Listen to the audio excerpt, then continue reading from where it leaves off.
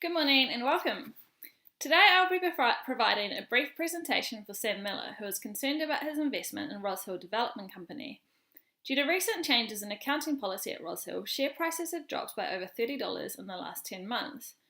Mr. Miller would like recommendations on whether or not he should sell his shares. In order to provide recommendations, I will begin with a short background of the company and followed by a discussion on the specific problems that were highlighted by the restatement of accounts. This restatement led to an accounting change of $362 million in after-tax earnings and led to significant losses for shareholders. I will show that Roz Hill followed an aggressive accounting policy that overstated assets and understated expenses, leading to misstated profits. I will also show that a lack of auditor independence could have encouraged an environment that resulted in fraudulent reporting practices. Additionally, accounting policies for indirect costs were not disclosed to investors, nor did the company follow a consistent approach to the treatment of these costs. Roz Hill commenced operations in 1991 with a large landfill site in the Wairarapa. Within 10 years, they had won important dumping contracts with regional councils. They very clearly had a growth strategy in place as they expanded vertically through the value chain by launching a rubbish collection service which has obvious synergies with landfill management.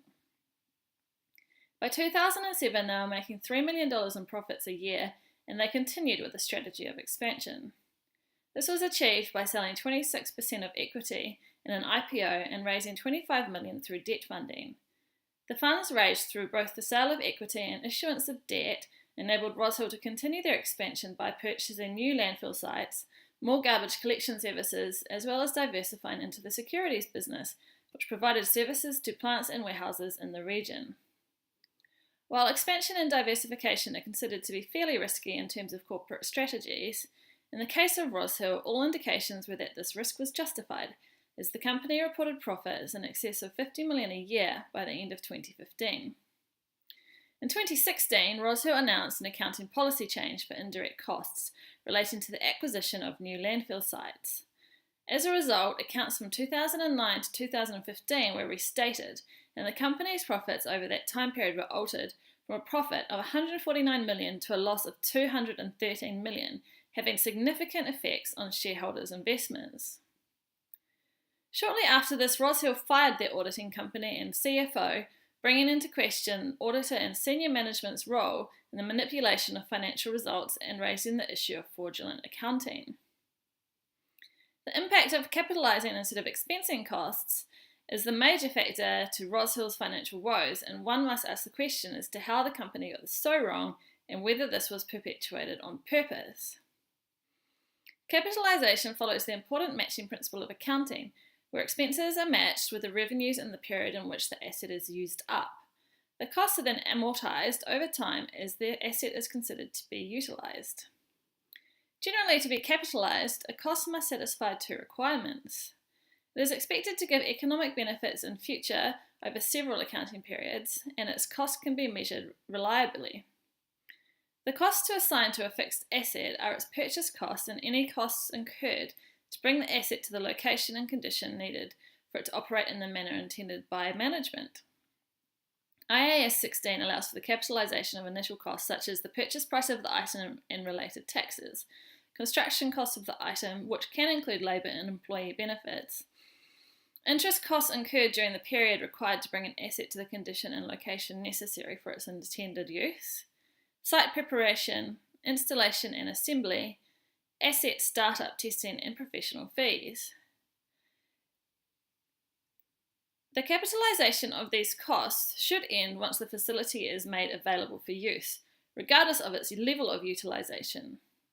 After this, all costs must be expensed directly. Only those costs that are considered a normal part of readying the equipment for use should be included. This is where Roz Hill has followed an aggressive and questionable accounting policy. By considering themselves to be in a developmental stage, they have capitalised a number of indirect costs that should have been expensed under a more conservative policy. As the new auditors noted, Roz Hill capitalised costs and expenses that were related to permitting and construction activities that were not actually permitting and construction expenditures. Additionally, they capitalised interest costs in regards to these assets even after operations had commenced, which firmly runs against allowances made by IAS 16. Roshill's capitalisation of tipping fees at landfill sites managed by other companies should have been expensed directly, as these costs were not related to a specific asset and did not contribute to any future economic benefits. The capitalisation of such costs results in short-term accounting benefits that increases assets, cash flow, profits, and shareholder equity. This clearly explains the financial success of Roshill, where other companies in the same business have not experienced such results. The facts of the Roshill case are not dissimilar to the major financial scandal of Enron in 2001. Enron was a major energy company in the United States who followed similar accounting policies in regards to the capitalisation of costs, amongst other questionable accounting practices. The exposure of this scandal eventually led to the complete bankruptcy of Enron, as well as their auditors who assisted with the perpetuation of this fraud. The consistent manipulation of financial results over long-term periods with the intention of increasing profits and earnings to shareholders is a gross violation of generally accepted accounting principles, in particular that of conservatism, which states that if a situation arises where there are two acceptable alternatives for reporting an item, conservatism directs the accountant to choose the alternative that will result in less net income or less asset amount. Roshill appeared to be in a much stronger position with their fraudulent profits rolling into retained earnings, assets, with no increase in liabilities. The lack of a formal and written accounting policy in regards to the allocation of indirect costs, as well as an arbitrary and inconsistent formula to calculate them, has not provided investors with the information required to make informed decisions. It is always advisable that management prepares an internal policy that spells out how and why costs should be capitalisation in the acquisition or development of assets. This policy should be followed consistently and disclosed to investors in the financial statements. Consideration to auditor independence must be made in the Roshill case, and the question must be posed as to whether there was any management or auditor complicity in the manipulation of financial results. While fraudulence is up to the courts to prove, and it is not the focus of this discussion, it is important that auditors, according to general accounting standards, are to remain independent in both fact and appearance. This means that if an auditor appears to have a connection with their client, even if this is not so, they should not conduct the audit. The auditors for Roshill, McDonald & Co., had been auditing their results right up to 2016 when they were fired by Roshill. Rob Kelly had been the lead auditor for the Roshill account until he left McDonald & Co. and took up a position as Chief Financial Officer for Roshill in 2014. This relationship should ring immediate alarm bells for anyone familiar with auditing processes and procedures for the following two reasons. Firstly, assuming Mr. Kelly intended on securing a private job with Roshill, which is what ultimately happened, he may have been tempted to issue unqualified audits on the company, regardless of any issues highlighted in the audit process. This would improve his chances of obtaining a position in the company. This is an obvious conflict of interest. Secondly, as Chief Financial Officer for Roshill, Mr. Kelly would be fully aware of the audit processes and what auditors tend to look for during the audit process. This could, if necessary, place him in the ideal situation of being able to manipulate financial results and hide any deliberate misstatement of information from independent auditors. The passing of the Sarbanes-Oxley Act in the States after the collapse of Enron prohibits certain relationships between the auditor and client.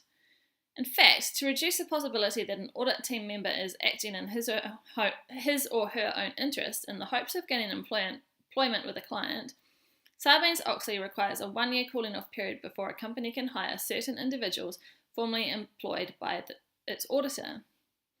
While this is an American law, its reverberations are felt around the world, with many other countries adopting similar rules. While there is no specific restriction in New Zealand in regards to a cooling-off period, it is a requirement that lead auditors are rotated every 7 years, with recommendations that audit companies are rotated every 10 years. In the instance of Roshill, best practice does not appear to have been followed.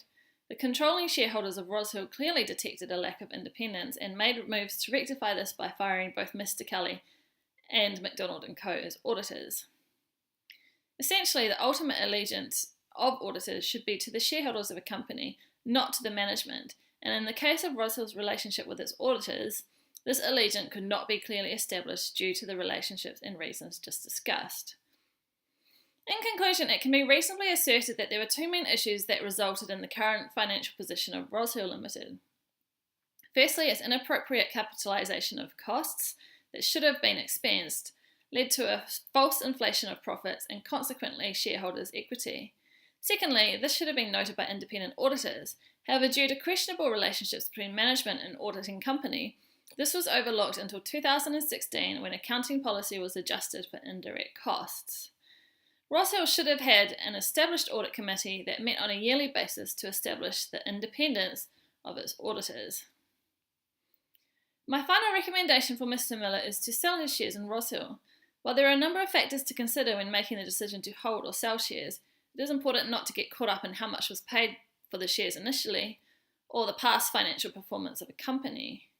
While Mr. Miller would need to take into account his overall financial position, it is clear that the profits made by Rosehill were essentially due to accounting policy rather than actual financial performance. The restatement of assets on the balance sheet will have consequences to the financial stability of the company and its short-term liquidity.